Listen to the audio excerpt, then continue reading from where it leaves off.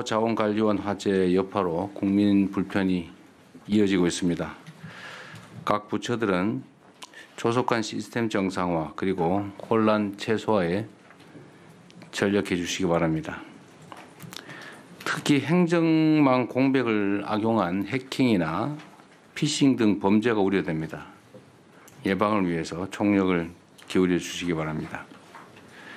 이번 화재를 반면교사 삼아서 국민 안전과 보안 관련된 미비 사항을 선제적으로 점검하고 보완해 주시기 바랍니다. 제가 전에 일요일 날 회의 때 말씀드렸던 것처럼 총리님 제가 말씀하신 거 기억하고 계시죠? 네. 네, 잘 챙기고 계시긴 할 텐데 각 부처들에게 제가 각별히 하나 좀 강조 삼아 한 번 더 말씀드립니다. 이게 시스템이 정상 작동하고 있을 거라고 우리는 보통 믿고 있는데 그렇지 않는 경우가 많은 것 같아요. 이건 사실 상상하기 어려운 일인데 저로서도 정말 이해하기 어려운 상황입니다. 이게 당연히 이중 운영 장치가 있어야 되는데 그 민간 기업들도 당연히 그렇게 하고 있는 것을 하겠다고 말은 하고 지금까지 안 하고 있었다는 걸 모르는 제 잘못이기도 합니다만 어쨌든 각 부문에 이런 게 사실 많이 있을 가능성이 있습니다. 그래서 각 부처들은 소속과 산하 기관들이 담당하는 업무 중에서 특히 보안, 국민 안전, 또 위해 방지를 위한 각종 시설 시스템 이거 매뉴얼대로 되고 있는지 또 매뉴얼은 제대로 갖춰져 있는지 최대한 신속하게 철저하게 점검하기 바랍니다.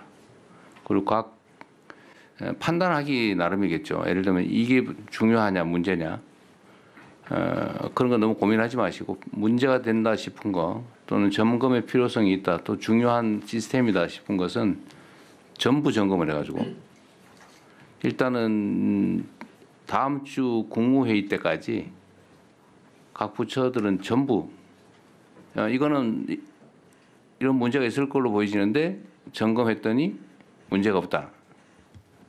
또는 이거는 문제가 있다. 아니면 이건 시스템을 보강해야 된다. 이거는 이런 매뉴얼을 보강해야 되겠다.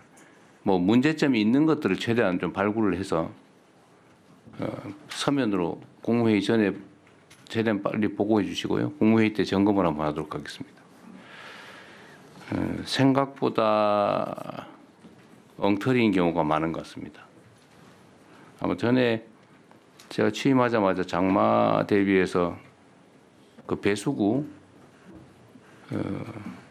우수관 관리 그때 한번 체크해 본 일이 있잖아요. 그 1년에 2번씩인가 하게 됐는데 안 하는 게 태반이었어요. 규정은 만들어 놓고 안 하고 있는 거죠. 어쨌든 그때 집중적으로 그리고 점검을 해서 좀 BP에는 좀 줄어드는 측면이 있습니다. 그러니까 그런 게 한두 군데 있는 건 아닌 것 같아요. 그러니까 전부 스크린해 보도록 하십시오. 이번 주부터 추석 연휴가 시작됩니다.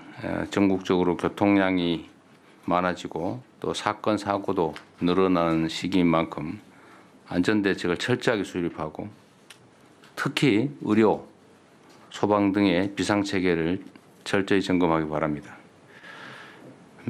또 추석 이후에는 전국 각지에서 가을 축제들이 많이 열리게 됩니다. 가을철 다중 운집 행사에 대한 안전대책도 철저하게 준비해 주시기 바라고 특히 지방정부 또 공공기관들 또 민간단체들 행사 내용을 철저히 챙겨보기 바랍니다. 항상 말씀드리지만 국민 안전에 관한 한은 지나친 것이 부족함보다 100배 낫습니다. 좀 과하다. 뭘 저렇게까지 하나 이런 생각이 들어도 괜찮으니까 최대한 철저하게 대비해 주시기 바랍니다. 또 추석을 앞두고 축산물 등 일부 품목의 가격이 또 불안해지고 있습니다. 관계부처는 추석 장바구니 물가 안정을 위해서 노력해 주시기 바랍니다. 오늘도 보고가 좀 있긴 할 텐데요. 일시적이고 단편적인 대응도 해야 되겠지만 근원적인 물가 해법도 고민을 해야 됩니다.